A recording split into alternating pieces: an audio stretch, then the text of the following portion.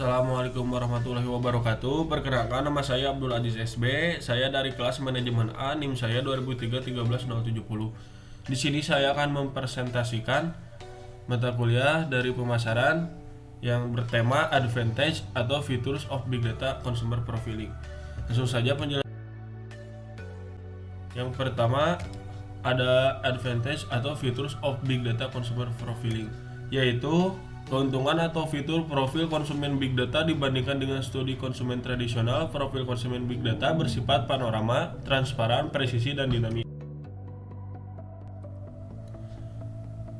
Panorama dari sampel hingga keseluruhan, yaitu sarana utama wawasan konsumen adalah riset pasar, baik penelitian kualitatif maupun kuantitatif, membutuhkan pengambilan sampel untuk menangani sejumlah besar pelanggan sasaran.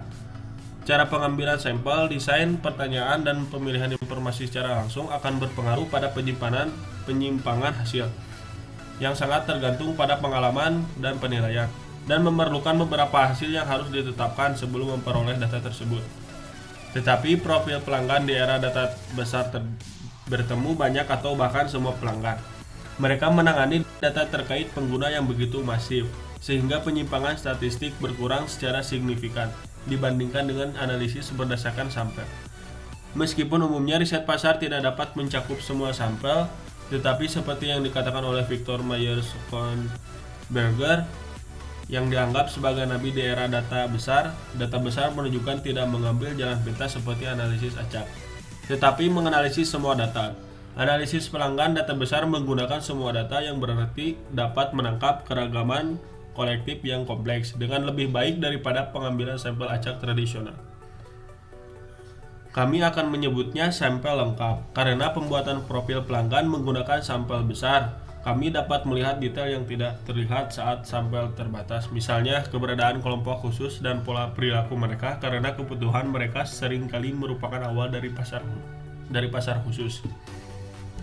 Analisis sampel besar juga memungkinkan kami menemukan hubungan yang membingungkan itu, seperti menjual pokok dan bir bersama, sebuah gagasan yang biasanya tidak terpikirkan oleh kami.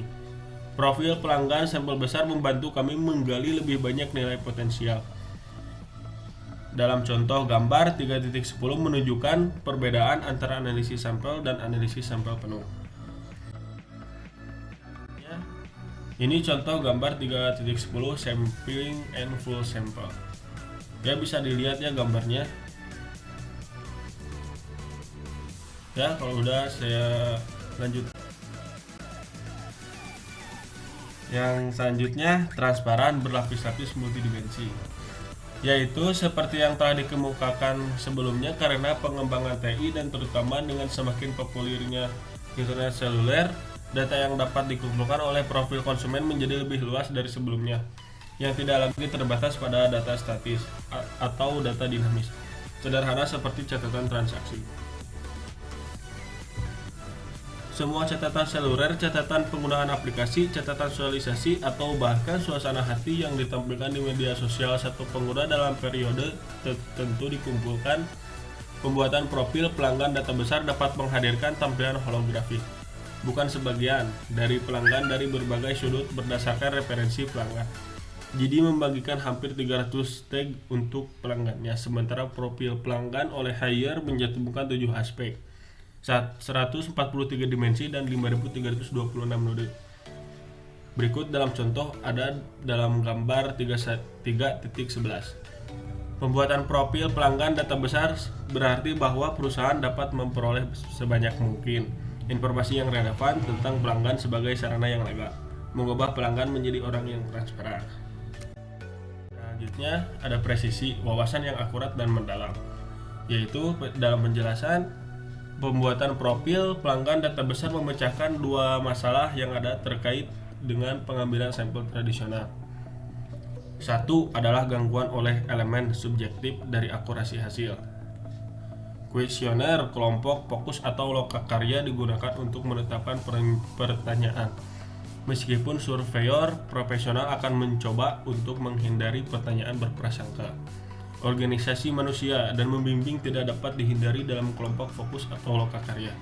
Selain itu, kesan orang yang diwawancarai yang ditinggalkan oleh pewawancara dan kerjasama mereka dipengaruhi secara subjektif. Contoh gambar 3.11 ya, bisa dilihat.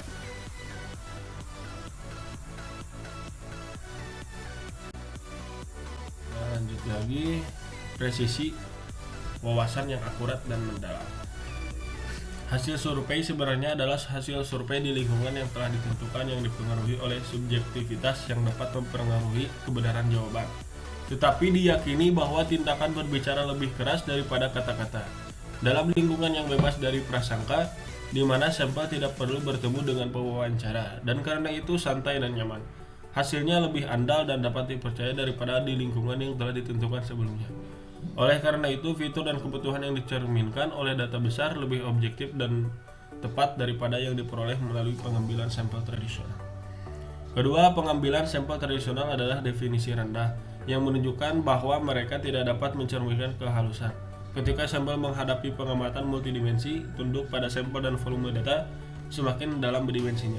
Semakin banyak kesalahan yang cenderung ada dalam hasil, membuatnya kurang dapat diandalkan. Tetapi profil pelanggan data besar tidak memiliki masalah seperti itu. Misalnya, suatu perusahaan ingin menganalisis kebutuhan leaderware di pasar nasional, memilih produk dan strategi pemasaran yang dihadapi daerah yang berbeda. Akan ada banyak dimensi. Wilayah adalah yang pertama. Oleh karena itu, setiap wilayah akan memiliki 3 kategori pelanggan dan pendapatan tahunan. RMB 100-200K, 200-300K, dan RMB 300-400K. Dimensi ketiga bisa jenis kelamin, dan keempat mungkin jenis barang kulit yang berbeda, dan akan ada yang kelima, keenam, dan seterusnya. Pengambilan sampel tradisional mungkin kesulitan untuk memenuhi kebutuhan analisis dalam satu waktu. Misalkan ada 5.000 sampel secara nasional, maka pada dimensi regional hanya ada 1.000 sampel per kategori. Jumlah sampel bisa turun menjadi beberapa lusin pada tingkat keempat atau kelima. Oleh karena itu, hasil pada tingkat yang lebih dalam berdasarkan jumlah sampel seperti itu tidak akan akurat. Namun, pembuatan profil pelanggan big data seperti gambar definisi tinggi dengan sampel yang cukup besar, namun jika diledakan detailnya akan selalu jelas. Lanjut, yang terakhir ada dinamis, yaitu menanggapi perubahan dengan mengubah. Penjelasannya yaitu di masa lalu ketika membuat wawasan atau analisis pelanggan, menganalisisnya pada apa adanya dan sebagian besar datanya statis, relatif stabil dan berdasarkan di masa lalu. Oleh karena itu, tidak menyadari perubahan konsumen antara analisis sebelum peluncuran pasar dan analisis kedua sebelum evolusi produk. Dengan kata lain, di antara dua analisis, kami merasakan pelanggan berubah berdasarkan penjualan. Seringkali kita menyadari bahwa pelanggan telah beralih ke pesaing ketika kita melihat penurunan penjualan. Reaksi pertama kami adalah memikirkan tentang perubahan apa yang telah dilakukan pesaing, bukan bagaimana konsumen telah berubah. Sangat mungkin bahwa kami tidak menangkap perubahan di antara pelanggan.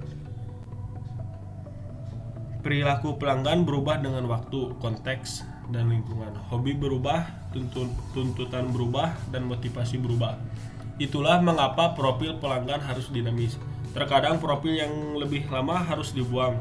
Penghapusan tersebut tidak dimulai dari atas ke bawah, dari perusahaan, melainkan dari bawah ke atas, dari pelanggan, yang mewakili perombakan total cara kerja rantai pemasaran secara tradisional. Untungnya, angka tangkapan profil pelanggan big data sebagian besar merupakan data perilaku dinamis pelanggan yang memungkinkan pengumpulan dan analisis waktu nyata. Keuntungan alami ini membantu kami menyadari perubahan terus-menerus dalam perilaku pelanggan dan menangkap perubahan yang dulu kami lewatkan. Kami tidak memerlukan analisis ulang, tetapi dapat menggunakan perubahan profil pelanggan untuk mengubah dan mengekalibrasi ulang strategi pemasaran kami. Oleh karena itu, pembuatan profil pelanggan bukanlah tugas satu kali. Ini adalah pekerjaan berkelanjutan yang harus dipertahankan. Ya, sekian presentasi dari saya. Mohon maaf bila ada kata yang salah. Jazakallahu khairan. Wassalamualaikum warahmatullahi wabarakatuh.